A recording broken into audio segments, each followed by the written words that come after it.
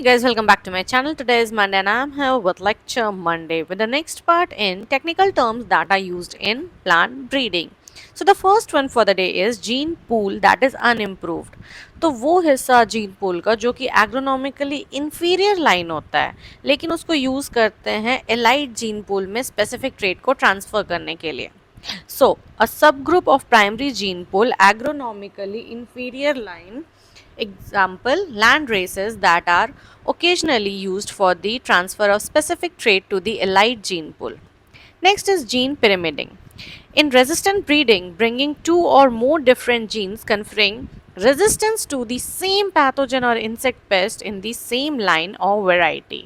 Means resistant breeding में हम लोग इसको यूज़ करते हैं ताकि हम लोग दो या उससे ज़्यादा जीन जितने भी ज़रूरत होंगे, क्वांटिटेटिव ट्रेट होगा तो ऑफकोर्स ज़्यादा जीन्स होंगे, उसको हम लोग रेजिस्टेंस के लिए यूज़ करें फॉर द सेम पैथोजन या फिर insect. Okay.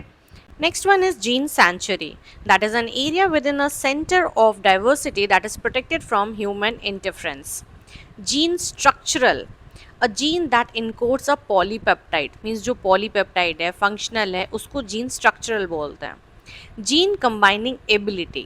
Now average performance of a strain in a series of cross combination, it is estimated from the performance of F1s from the crosses. Means एक particular जो हम लोग cross बना रहे हैं उसका परफॉर्मेंस कैसा होगा एक सीरीज ऑफ क्रॉस कॉम्बिनेशन में या फिर क्रॉस पॉलिनेशन कराएंगे, जैसे भी कराएंगे तो जनरल कंबाइनिंग एबिलिटी होता है स्ट्रेन का. एक होता है जनरल कंबाइनिंग एबिलिटी, एक होता है स्पेसिफिक.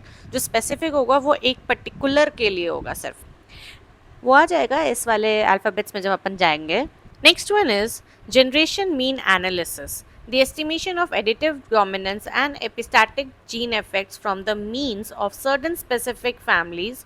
बेसिकली हम लोग P1, P2, F1, F2, B1, B2 etcetera लेते हैं. F3 भी ले सकते हैं B1, B2 की जगह, लेकिन जो J इफेक्ट होता है ना वो एस्टिमेट नहीं हो पाता है जब F3 को यूज़ करते हैं इस प्रोसेस में.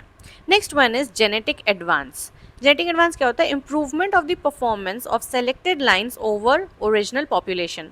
ओरिजिनल पॉपुलेशन से बेटर बना रहे क्रॉप इंप्रूवमेंट कराने के लिए बेसिकली, तो that is genetic advance. Now genetic base. Genetic variability present among the cultivated varieties of a crop species. Means genes की वजह से जेनेटिक वेरिएबिलिटी जो उसमें पहले से प्रेजेंट है, that is. So that's it for the day. If you like the video, please hit the like button, share it, and don't forget to subscribe my channel. I'll again come up till that. Take care. Bye bye.